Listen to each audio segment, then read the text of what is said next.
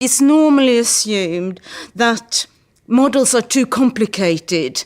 Ordinary people can't understand them. If you don't have a degree in mathematics and a natural sciences, you can't possibly use a model.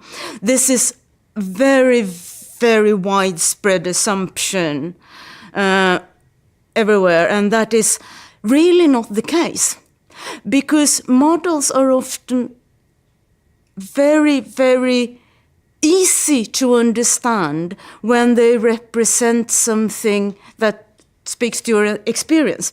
20 years ago, when they started to use computer models, you were required to put long lists of numbers into tables, and then you ran them, and a few hours later, you got a long list of numbers out. This definitely required that you had engineering abilities and interests. Today, models look like computer games.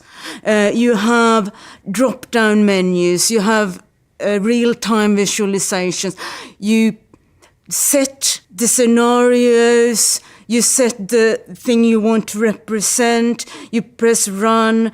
The Inca model that we used with Thames 21 in the River Lee, when you wait for it to do its things, it's got a little man that runs. You can very well use a computer without being able to build one.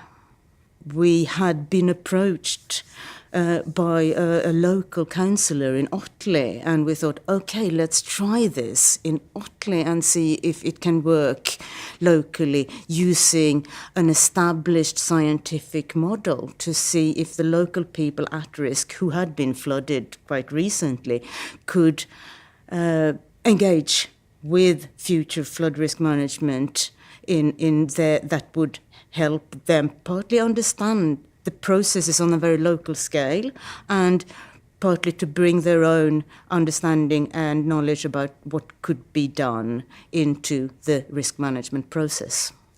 Our next step then was not, as you usually do in projects, write a report and send it to somebody, but we brought together this advisory group with the lead city flood managers, the Environment Agency, the technical experts, and the local town councillors, and brought the local members of the modelling group into a meeting with these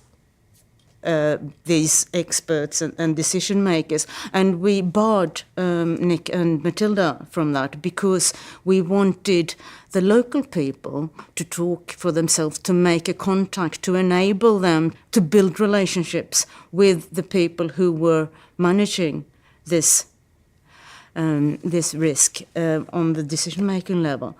And that was amazing. That was absolutely amazing, because we could see how the modelling, taking part in these 4 modelling sessions and seeing how the model worked, enabled the local participants to talk in a way that the managers and experts could understand. Sarah Watmore and I, we just sat back and looked at how this dialogue, how this relation started to emerge and build. In that very short time, there was a level of trust between both the local people and the decision makers this is often mentioned as a difficulty, a problem to create that kind of trust. But as they were in the room and could talk together in a language they both could understand,